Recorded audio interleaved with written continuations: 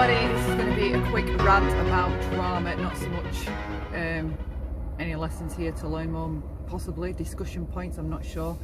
I don't even know where to start.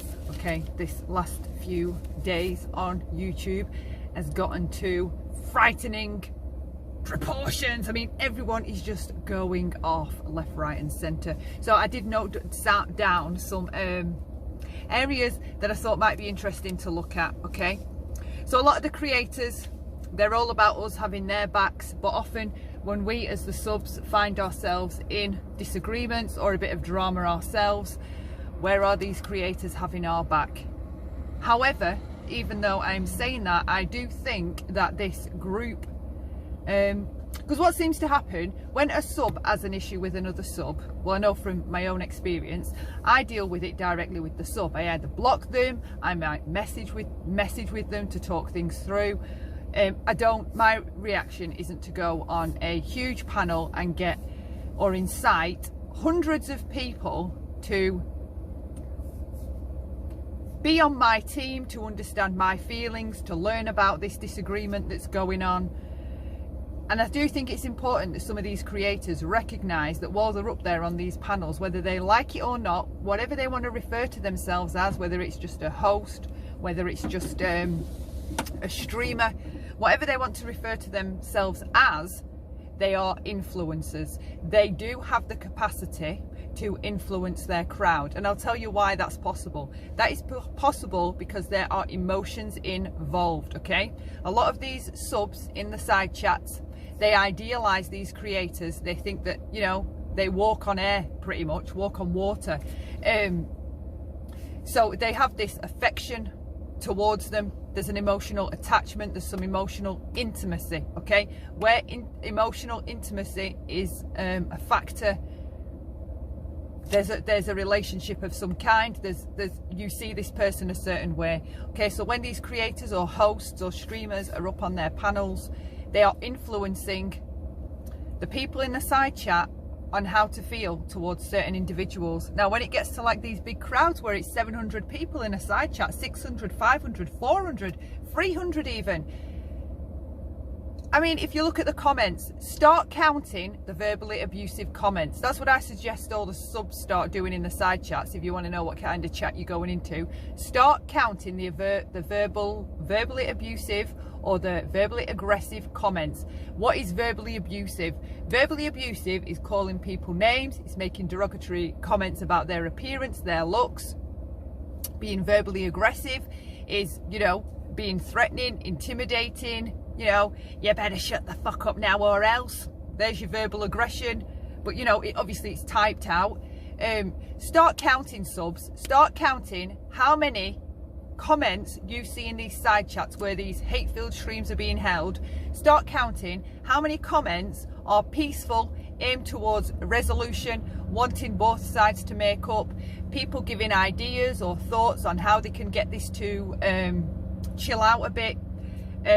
Start counting the peaceful comments versus the verbally abusive or verbally aggressive comments, all right? And I really think that as creators, these creators, hosts, streamers need to be the ones that take the stand and start telling their side chat there will be no more verbal abuse or verbal aggression in my side chat.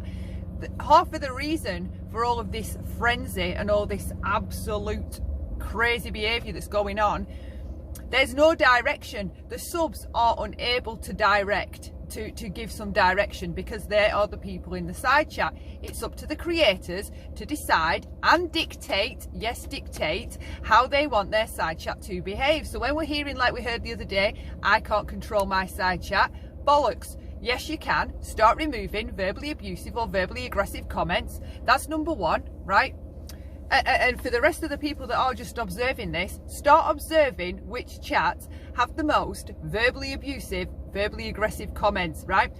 And for me personally, I have started to pay attention to how many of my own comments are kind, objective, critical, not being cruel, there's no cruelty.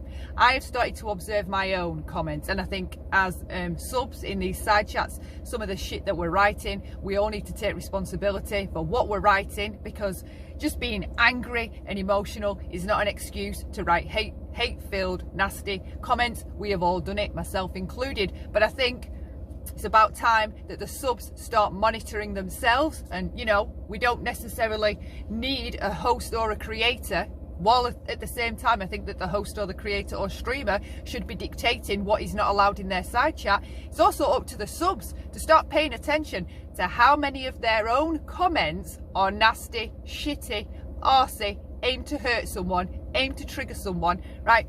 And for the other people that are just observing it, that lurk, that never show themselves, start observing which people are making what comments, who are known for the most, you know, thought-provoking comments, the objective comments, the ones where they're trying to lead towards some kind of resolution, the ones that have got ideas, the ones that are being peaceful, that just want the fighting to stop.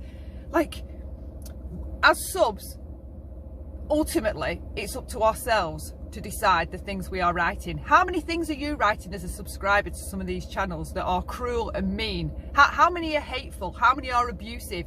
Count your own comments as well. What else did I want to rant about? Hang on. It's like when they're trying to have these discussions, one thing I really notice about these warring parties, warring factions to have discussions is they get up there to, well, what about you, right?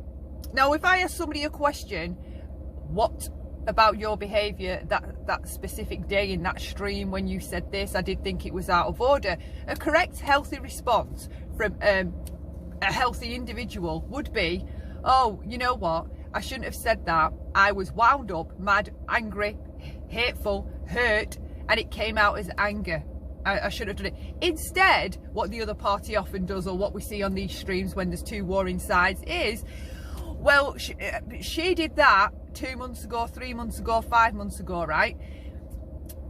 I think you all need to look upon your logical fallacies, because many of these debate points, when we're asking questions to some of these streamers or hosts, right, they use logical fallacies to get out of answering the question on the point, and they switch what the point is to being about something else. And in that moment when they're doing that, each and every time those people that are getting up on those panels to discuss whatever, who's in the wrong and who's in the right, it's more about being perceived as being right or blaming somebody else for other people's behaviour. It absolutely blows my mind how we get on YouTube and revert back to like 8-year-old behaviour. Well, she did that, or he did that, or they said that, or she said that. I mean, it's crazy. Like, if we want to have discussions with people, especially about fixing resolution, it wouldn't hurt some of these creators or streamers. And it's not saying I know everything, but like, hello, right? If you're going to try and have some resolution, right, between two warring factions, you need to be neutral. You yourself, you need to unpack all of your issues, your ego, your defensiveness, your sensitivities, your bloody your issues. You need to unpack them all, right? Ground yourself before it begins, because, like, Jesus, I don't know how to explain it, right? Under the layer of our skin, right, it's as though with a lot of these creators, their feelings are right there under the first layer of skin. There their feelings are, because the first time that they're touched, all these feelings explode and there's a huge reaction. Okay, all this anger that we're seeing, I do not believe that all that anger is at whatever was said or whatever was heard about. I don't believe it. I believe a lot of those feelings that are just so quick and ready to come to the surface are red flags to other issues going on. That is not normal, that the first sign somebody says something to you, right, all these emotions like spring forth. That is just not, it's just not healthy. So if they're going to do these resolutions, the hosts or creators of these, they need to unpack their own issues, right? They need to engage humility, right? it gets you a long way. If somebody comes at you with an aggressive comment and you handle it with humility and kindness, right, first off, it stops them in the tracks because they're shocked, right? They're like, what? Well, why is that person being kind to me? Just because someone is nasty and hateful doesn't mean that you get to be nasty and hateful back. That's all what we watch. People making excuses for awful, terrible behaviour. But I can't believe how many excuses are made to justify being angry and awful and cruel, right? And then I can't believe it. I can't believe it. It drives me nuts, right? So if they unpack all their issues, and the two warring factions need to do the same thing as well. If they're coming to the table to have a discussion with a perceived enemy or someone that they just really don't like, but they want to move forward and just get to being peaceful, right? You need to unpack your issues. I'm sorry, but you have to unpack your issues. Do you know why? Because all your issues, your defensiveness, any inner wounds that you've got from childhood or even adulthood, traumas that you've been through in your life, right? Any of those traumas that aren't fully healed, right? As you hear what people say to you, if it's an objective criticism or it's a critique about your behaviour or an issue that they have with you, here's what happens if you've got unhealed trauma or wounds in your body. Any of those traumas that aren't fully healed, right? As you hear what people say to you, if it's an objective criticism or it's a critique about your behaviour or an issue that they have with you, here's what happens if you've got unhealed trauma or wounds in your body. It filters through all those issues, trickles through the defensiveness, trickles through the sensitivities, trickles through all those wounds, and then comes out of your mouth. Okay, you really have to engage your brain about what's going on inside of you when you're dealing with other people. And people can laugh about human behaviour, but look at them. Look at all these people. They're all turning around talking about human behaviour like they don't understand what's going on. Why is everyone so mad? Why is everyone so angry? I don't know how to fix this. You need to start doing some research into human behaviour. You need to before you can understand other people, you need to understand yourself and your own issues. You need to understand that when you hear, if your first reaction, right, is anger when you hear awful stuff about yourself, there's a message in that, and it's a helpful message. And it's a helpful message in that it tells you that there's something in those words or something about that person that really irritates you or you find antagonistic. But if you're not going to really look at what the problem is with what the person's saying or the issue that you have with the person and be honest with yourself about it, you ain't going to fix any of the issues. They're going to continue. They're going to just keep growing and growing and growing. I think it's important. This is how I learned what my issues were. By putting myself around people that can't stand me and listening to the things that they have to say, right? And I paid attention. I didn't say anything, right? I paid attention to the shit that was building up inside of me and those feelings, right? One thing I used to say about someone's chat on YouTube was the trolls, if you will, help you. They give you a message. Because if you find yourself triggered by what a troll comment is saying, there's a helpful message in that. Truly, it's all about how you look at it, your own approach to dealing with things. I choose to look at it that way. Why is what that person's saying bothering me? Because it isn't the person, right? There's a problem, and the problem's with me. It's not all with other people. It's with ourselves. You can learn how sensitive you are to bullshit said about you by putting yourself around it and observing all the crap that happens within you while you're hearing it. But of course, nobody wants to do that. Everyone just wants to react first and not think later. And something else about reactions: if you approach somebody to talk to them and you're met with a volatile or awful blown up response like we see on a lot of these platforms, somebody will try to talk to someone and be honest about how they feel, and they're met with a huge hate filled awful reaction, there's your red flag. there's your huge red flag. Because I know if someone was to approach me about my behaviour, I would make it a point to listen to what they were saying and look at it, okay? If you can't speak to somebody because their reactions always blow up in your face and they turn hateful, nasty and cruel, there is your red flag about that person. To move away from that person. Nothing can be fixed, okay? But back to this hearing without the filter of our wounds. I shared a meme on the end of one of my videos the other day, and I flipping love the message in that meme. It is saying, hear what other people are saying without the filter of your wound. And a lot of us have issues with that. I know I've had horrendous issues with that in my past. What the person would say, I would have an instinctual huge reaction and not actually hear anything, just be reacting and hurting to it and not understand at all what in that comment was hurting me.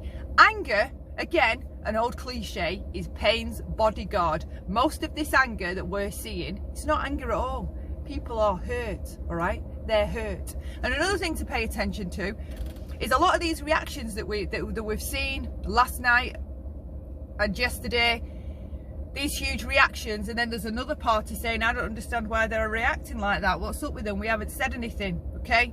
If you refer back to one of my other videos with toxic people, keep making slights and digs and then your reactions will be used against you. You will be pushed, frustrated, stressed out, and when you react and say something that's not normally within the realms of your character, your reaction will be used against you. It's important that you start paying attention and monitoring your own reactions to things and looking into them, because people can quite easily make you look a fool, especially on these panels that are live.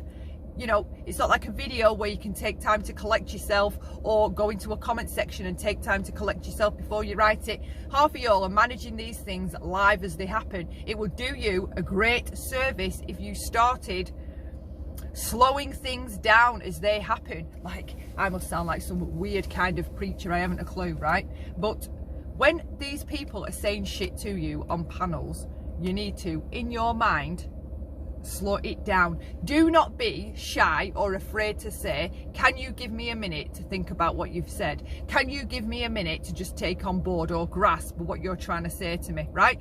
Don't feel the need to give an impulsive reaction or response straight away. Take your time. Even if someone's shouting, screaming, raging, right? You don't need to scream and shout and rage back. All you need to do is, whenever they've finished, can you just give me a minute to take on board what you've just said? Don't be pushed into reacting or giving an immediate answer. If you don't have an answer for something, do not feel rushed. It's up to you. You can slow down some of this shit that's happening on panels, because once a few get up there, things start to happen quickly. People start saying stuff and then people jump in. No, do not fall into that trap. When you start seeing that happening, right, recognize that it's happening, right? Start observing yourself, step out of your own body, observe yourself, how you're feeling, right? And if you feel that gut reaction or response to scream and shout back, no, stop, put some space in between what's happening, collect your thoughts. Don't be shy to think. Do you know, half of this verbal abuse and aggression on panels in YouTube land, they say, if you run off the panel, you're weak or you're scared. I'm telling you now, I would be getting down off loads of them panels. Nobody speaks to me in a verbally abusive or verbally aggressive way. Nobody. So if I'd have to be perceived as scared or weak, then perceived as scared or weak I would be. Because there is no chance in hell I'm allowing another individual, I don't allow it in real life, I don't even allow my blood to treat me that way. So you think some stranger from across the globe on the internet is going to get to speak? So don't be afraid when you're being verbally abused on some of these panels, or people are screaming and shouting at you, right? Do not be afraid to be the one to say, I will not tolerate this behaviour. If you want to speak to me respectfully, I will stay up here. But if you're going to continue with the verbal abuse and aggression, I will be getting down. Don't be afraid to say that. Don't feel pressured to stay up on these panels where there's a hell of a lot of bloody verbal abuse and ganging up going on. People care so bad about not being wrong around here. Rather than hearing and absorbing what's being said, people are more more focused on not being the one that's wrong. It's bloody infantile, it's ridiculous. Last page to just skip through. Right, so I'll touch on some of the abusive behaviour that we see going on. If you're humiliating somebody, you're being abusive, right? Humiliating children, we'll just touch on the seriousness from this angle. If you were to be humiliating a child, that's psychologically abusive, okay? Humiliating children destroys their core, all right? Trying to humiliate an adult, sorry, there's some dude behind my car. If you're humiliating an adult, you're being verbally abusive. If you're taunting people, you're being abusive. If you're mocking and laughing, you're being abusive. If you're using verbal abuse and verbal aggression, guess what? It's abusive. Shaming somebody. If you were to shame a child, you split the core inner part of their personality into pieces, fractures. Shaming children is incredibly lifelong damaging. That's the power of shaming, is the point I'm making. Don't be shaming other human beings. It's incredibly abusive and sickening. Mimicking, abusive. And obviously the cruel comments that we see, they're abusive as well. The name calling, you silly bitch, the cunt, it's abusive. Knock it off. It's always the first one. Like on YouTube, cruelty is cool, right? The first one to be cruel is the cool side. Get out of here. No way. Okay? And how about, this is one more point, maintaining a discussion with listening instead of reacting and responding, okay? Because we see a lot of that. They don't end up being discussions. They end up being who's going to grandstand over the other one, who's going to posture, and who's going to be, you know, who's going to come out with the smart-ass remark, the funniest remark. They're not about being serious. I mean, just take a look around at how often people make the choice to be hurtful and mean rather than peaceful and kind, or just peaceful and respectful. Start observing how often certain creators choose to respond and be cruel or be peaceful and respectful, right? If some of these creators that are being told that they're being hurtful, trust and believe they can stop. Do not, as subs, keep falling into this trap of believing that they must keep reacting, they must keep correcting lies or mistakes or errors, or we just have. If people were so fed up of it, trust and believe, you don't need the permission or the closure of the other party to do just that. I know, because I lived that life myself. You don't need the closure of your warring party to be able to turn away and never look in that direction again, ever. Also, another point to make out for this, when they're getting involved in resolution, right? If you're going to be involved in resolution, it's important to know that once your tone, you need to be aware of your own baseline, right? And what I mean about baseline is your own natural state. You also, it would be a good idea to recognize the other person's natural baseline and the party that you're trying to mediate with, right? Your goal as a mediator or somebody in the middle of resolution is to keep both parties on their baseline nature, within the baseline nature, right? If you as the host or person doing the resolution start getting aggressive, your party that you're dealing with is going to get on the defense. Aggression, defense. You understand, right? So if you get aggressive, they're going to get defensive. You don't want them to get defensive, because once people are defensive, they're not comfortable, they're not on the natural baseline, they're not relaxed, they're more likely giving answers out of ego or an emotional state. You want your warring sides to stay calm, right? That's your job as the host in the middle of it. Right, so you want to be paying attention to their tone and your own tone. Your own tone, it should be, well, I should be able to hear humility in your tone, pretty much. Humility and respect. I should be able to hear that in your tone, in how you deal with either party.